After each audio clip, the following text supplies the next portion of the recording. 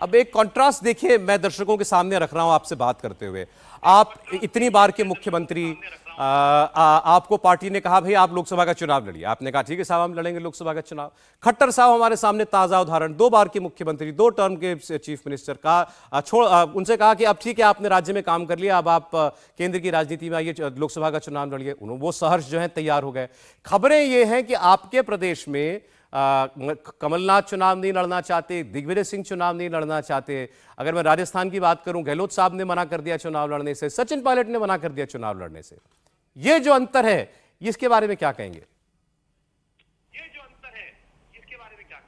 देखिए, हम सब भाजपा के कार्यकर्ताओं के लिए एक मिशन है, राजनीति राष्ट्रीय पुनर्निर्माण का मिशन भारतीय जनता पार्टी के लिए। और जब कोई मिशन में काम करते हैं तो हम ये तय नहीं करते कि मैं ये करूंगा। हमको जो पार्टी कहती है हम वो करते हैं। पार्टी इनका विधायक बन जाओ, विधायक बन गए। पार्टी इनका मुख्यमंत्री बन जाओ, मुख्यमंत्री बन गए। पार्टी का नहीं फिर सांसद लड़ो, तो फिर सांसद का लड़ रहे हैं। हम आत्मकेंद्रित नहीं है। कांग्रेस में तो अनुशासन और व्यवस्था है ही नहीं।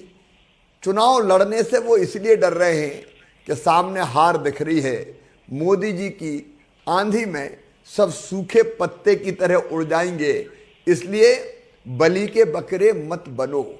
अगर जरा भी विचारधारा पार्टी से, वैसे तो विचारधारा कांग्रेस में बची ही नहीं, तो चुनाव से क्यों भागते? ये तो सब के सब रण छोड़ दास हो गए हैं। इससे ही पता लगता है कि आज कांग्रेस की स्थिति क्या है। कोई पार्टी की मानने वाला नहीं है। मध्य प्रदेश में भी उम्मीदवार नहीं मिल रहे। बड़े नेता सब इनकार कर रहे हैं, हमें नहीं लड़ना, हमें नहीं लड़ना। तो बलि का बकरा क्या छोटे कार्यकर्ता बने? लेकिन एक किला है मध्य प्रदेश में शिवराज जी जो आप लोग नहीं भेद पाए, वो है छिंदवाड़ा का किला। इस बार वहां क्या होगा?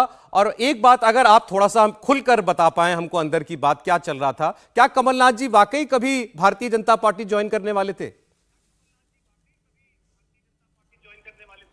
देखिए, छिंदवाड़ा का किला तो कांग्रेस का पिछले चुनाव में दरक गया था, दरारें पड़ गई थी। केवल 38,000 वोटों से कांग्रेस वहां जीत पाई। इस बार आप नोट कर लीजिएगा, और मैं आपके माध्यम से दर्शकों को भी ये कह रहा हूं कि भारतीय जनता पार्टी छिंदवाड़ा जीतने जा रही है। 29 की 29 सीटें भारतीय जनता पार्टी मध्य प्रदेश में जीतेगी। मैं इतना जरूर कहूंगा, क्या हो रहा था मैं ये नहीं कहता, लेकिन खुद कमलनाथ जी की विश्वसनीयता पूरी तरह से समाप्त हो गई है। कांग्रेस के कई नेता और कार्यकर्ता छिंदवाड़ा में कांग्रेस छोड़ छोड़ के भारतीय जनता पार्टी में आ रहे हैं। वो ये कह रहे हैं कि जब कमलनाथ खुद ही कांग्रेस में फर्म नहीं है, खुद कांग्रेस से भागना चाहते, तो हम कांग्रेस में क्या करेंगे? पूरी तरह से कांग्रेस का आत्मविश्वास समाप्त हो गया है। छिंदवाड़ा हम जीतेंगे। नहीं, वैसे तो मैं आपको बता दूं, हमारा सर्वे भी ये बता रहा है कि छिंदवाड़ा आप जीत रहे हैं। मैं आपसे जानना चाहता हूं ये कैसे हुआ जो 80 के बाद से नहीं हुआ था? ये हुआ मोदी जी के प्रति जो अटल विश्वास और अगाध प्रेम है, उसके कारण। केंद्र सरकार की, मोदी जी की जन कल्याणकारी योजना के कारण आज छिंदवाड़ा की जनता भी मोदी जी का परिवार है। और इस विश्वास के कारण भारतीय जनता पार्टी के साथ जनता आगे बढ़ रही है, इसलिए छिंदवाड़ा भी हम जीतेंगे। एक दो प्रश्न, शिवराज जी हमारे साथ बहुत सीनियर जर्नलिस्ट हैं, आप भी उनसे परिचित हैं। समीर चौगांवकर जी हमारे साथ हैं, राहुल महाजन जी हमारे साथ हैं। उनका एक एक प्रश्न है आपसे। जी राहुल महाजन जी पहले। नमस्कार शिवराज जी, एक मेरा प्रश्न है। आपने अभी जो है वो, नमस्कार राहुल जी, कांग्रेस को डिटर्जेंट कहा, तो वो भी आपको वॉशिंग मशीन कहते हैं। वो कहते हैं कि आप जो है कांग्रेस से लोगों को ले लेते हैं, और महाराष्ट्र की तो 2 बड़े बड़े एग्जाम्पल हैं, और वो धुल जाते हैं।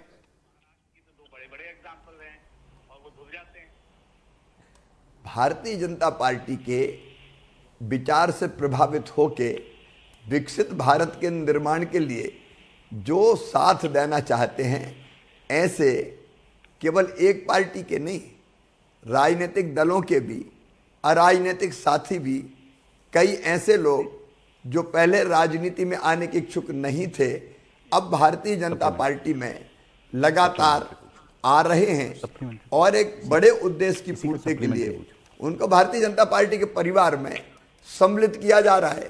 कांग्रेस में तो अब मैंने जैसा बताया कि ना नेतृत्व है, ना नीति है, ना उद्देश्य है, कुछ है ही नहीं। मुझे तो लगता है कि महात्मा गांधी जी ने कहा था कि कांग्रेस आज़ादी का आंदोलन थी, आज़ादी के बाद कांग्रेस समाप्त कर देनी चाहिए। स्वर्गीय पंडित जवाहरलाल नेहरू जी ने महात्मा गांधी जी की बात नहीं मानी, लेकिन राहुल जी ये करके रहेंगे कि कांग्रेस को पूरी तरह से समाप्त कर दिया जाए।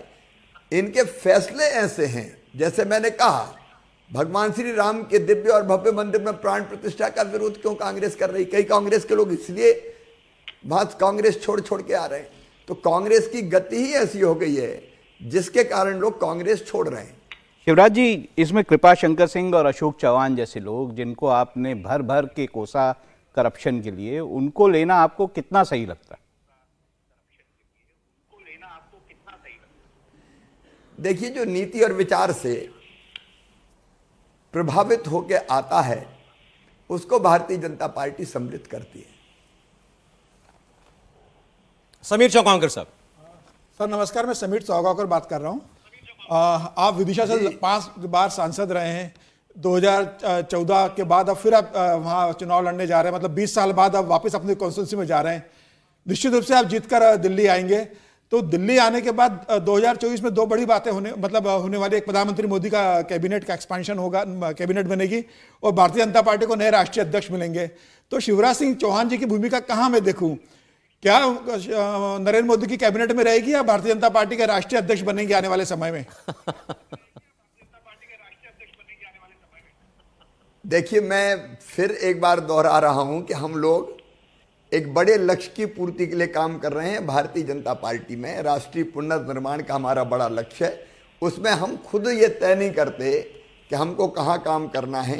हमारी पार्टी जहाँ तय करती है, उस जो स्थान तय करती है, जो भूमिका देती है, उस भूमिका में हम काम करते हैं। अभी तो ये तय है कि मैं सांसद की भूमिका में काम करूँगा।